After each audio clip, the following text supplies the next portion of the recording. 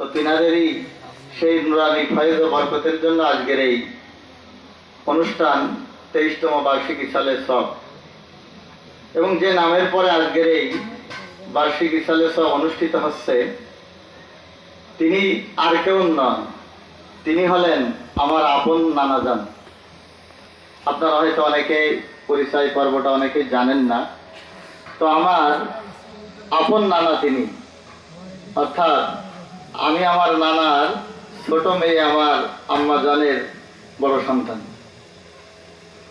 তো তিনি ছিলেন জিরাটের আল্লাহর কুতুব, চার তরিকার বিশিষ্ট ওলিয়ে কামেলে মোকাম্মেল শাহ সুফি হাফেজ খাতেব রহমতুল্লাহ আলাই। তিনার সন্তান এবং খলিফা আমার দাদা হুজুর কেবলা হাজী শামসুদ্দিন সাহেব রহমতুল্লাহ আলাইহির খুবই কাছের মানুষ এবং মনের মানুষ, ভালো লাগার মানুষ, বন্ধু সুলভ মানুষ, যাকে বলা হয় মুর্শিদ কেবলা। তো আমার মুর্শিদ কেবলা তিনারই সন্তানের হাতে হাত রেখে এই জগতের নিয়ামতগুলো নিছিলেন।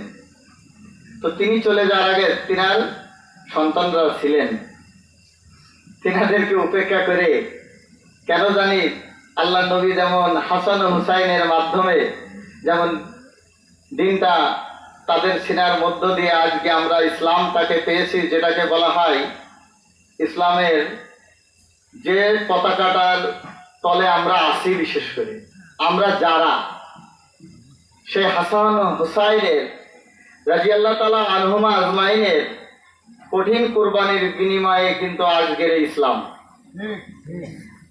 তো অনুরূপ ভাবে আমার দয়াল মুর্শিদ কেবলা, আমি তার নাতি সাহেবজাদা, আমার কোনো কারামত নাই, কোনো কর্তৃত্ব নাই, কোনো ক্ষমতা নাই, কিছুই নাই। বক্তারা তো ওয়াজ করছে, শুনছেন, মানুষের কিন্তু কোনো ক্ষমতা নাই।